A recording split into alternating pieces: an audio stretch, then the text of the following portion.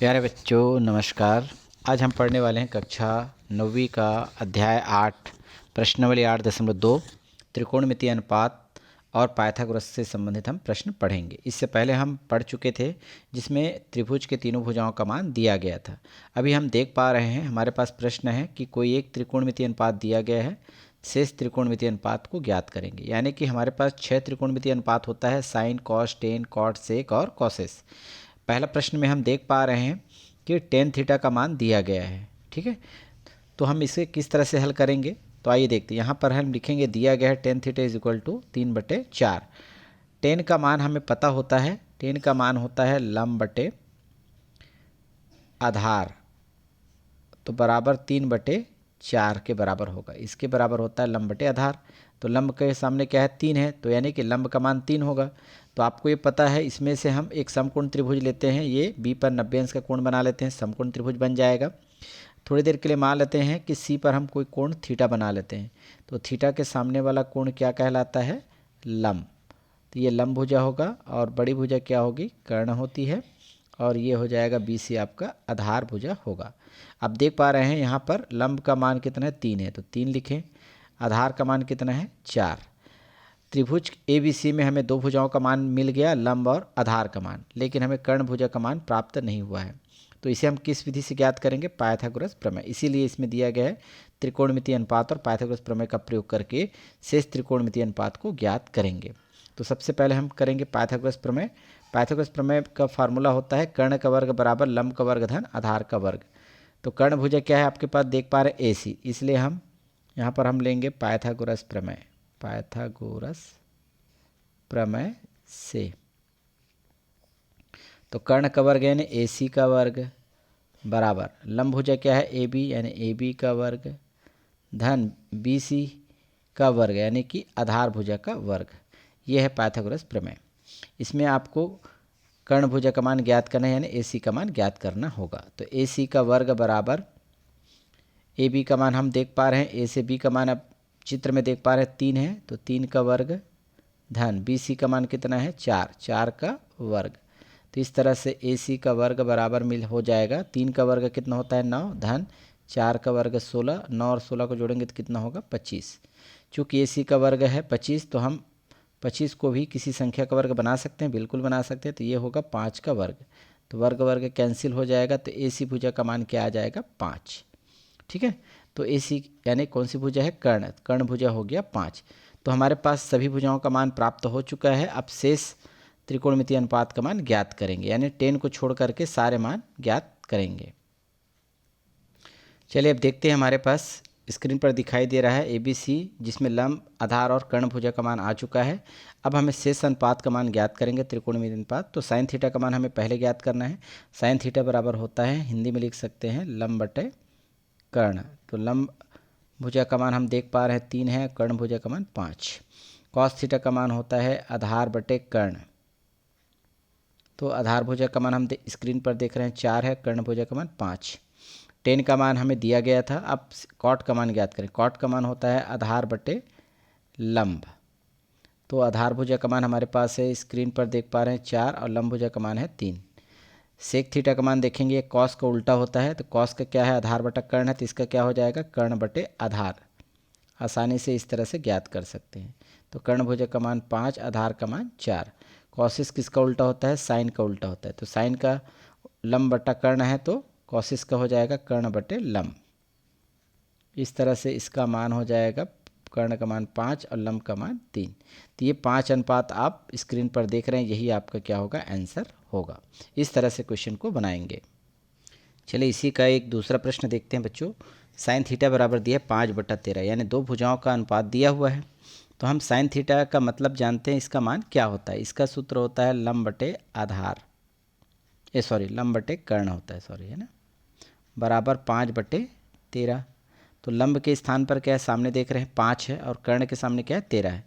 तो लंब भुजा का मान कितना होगा 5, और कर्ण भुजा का मान 13। तो हमें किस भुजा का मान ज्ञात करना पड़ेगा, आधार भुजा का मान। तो आधार भुजा का मान कब ज्ञात होगा, पाइथागोरस प्रमेय से ज्ञात होगा।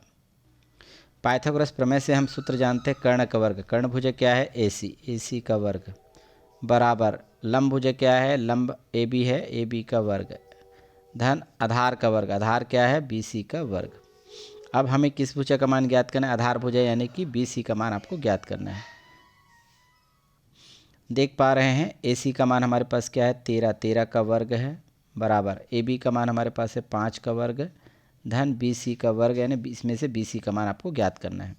13 का वर्ग यानी 13 गुना 13 करेंगे तो 169 होगा बराबर 5 का वर्ग कितना होगा 5 गुना 5 25 धन BC का वर्ग। चूँकि ये दोनों अंकों में है तो 25 का पक्षांतर कर देंगे तो 169, ये 25 जो है ऋणात्मक में आ जाएगा ऋण में, और बराबर BC का वर्ग। आगे हम देखते हैं तो 169 में 25 को घटाएंगे तो बचेगा हमारे पास 144 बराबर BC का वर्ग। ये वर्ग है BC का वर्ग, तो हम 144 को भी वर्ग में लिख सकते हैं। किस रूप में लिखेंगे, 12 का वर्ग होता है, 12 गुना 12 144 होता है, अर्थात 12 का वर्ग लिख सकते हैं बराबर BC का वर्ग। वर्ग वर्ग कैंसिल हो जाएगा तो हमें क्या प्राप्त होगा BC के बराबर 12। तो BC क्या भुजा है, आधार भुजा, इसकी जगह लिखेंगे 12। अब आपको क्या करना है, शेष त्रिकोणमिति अनुपात को ज्ञात करना है। तो हमारे पास साइन का मान तो दिया हुआ है, अब हम अन्य मान को ज्ञात करेंगे। तो साइन के बाद आता है कॉस, कॉस थीटा बराबर होता है, फार्मूला जानते हैं, आधार बटे कर्ण। तो आधार का मान हमारे पास स्क्रीन में दिख रहा है 5 और कर्ण का मान कितना है, यहाँ पर है 13, तो 5/13 होगा। कॉस के बाद आता है टेन, टेन थीटा का मान क्या हो जाएगा, लंब बटे आधार, लंब बटा आधार, इस तरह से लिखेंगे। और लंब भुजा का मान कितना है 5 और आधार भुजा का मान कितना है 12। इसी प्रकार आएगा आपका कॉट का, कॉट थीटा, ये लंब का अपोजिट होता है, इसका फार्मूला होगा आधार बटे लंब होगा। तो आधार भुजा का मान कितना है, आप देख पा रहे हैं 12 है, और लंब भुजा का मान कितना है 5। इसी प्रकार है चौथा, इसके बाद आता है सेक थीटा।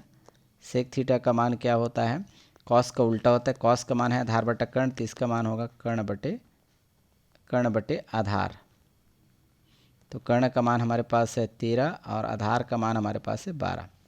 अंतिम बचा हुआ है कॉसेस, कॉसेस थीटा का मान होता है साइन का उल्टा, साइन में लंब बटा कर्ण है तो इसका क्या हो जाएगा कर्ण बटे लंब, कर्ण बटे लंब।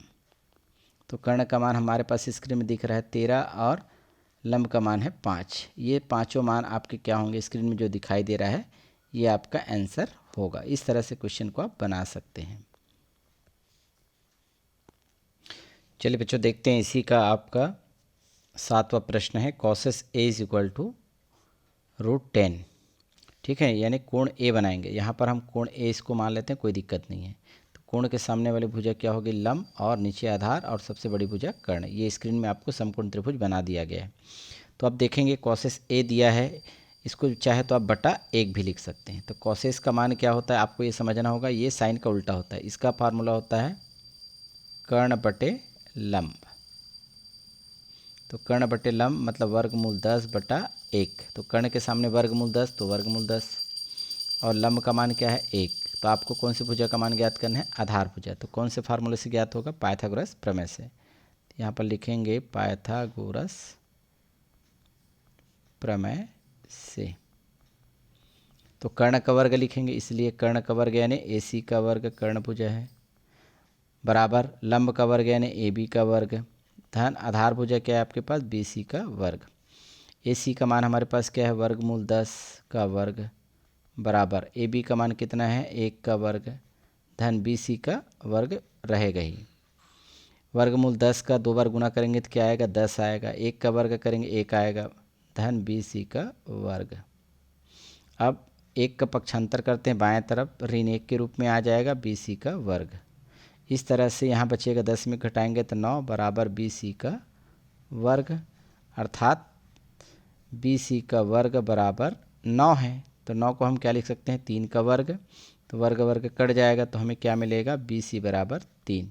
इस तरह से BC भुजा का मान हमें 3 प्राप्त हो रहा है।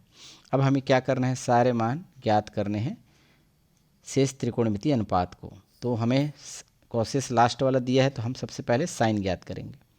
तो साइन थीटा बराबर होता है लंब बटे कर्ण, क्योंकि कॉसेस का उल्टा ही होता है। ठीक है, तो लंब का मान देख पा रहे हैं 1 और कर्ण का मान हमारे पास है वर्गमूल 10। इसके बाद निकालेंगे कॉस थीटा। कॉस थीटा का मान होता है हमारे पास आधार बटे कर्ण। ठीक है, तो आधार भुजा का मान क्या है 3 और कर्ण का मान है वर्गमूल 10। इसी प्रकार आता है टेन थीटा। टेन थीटा का मान होता है लंब बटे आधार।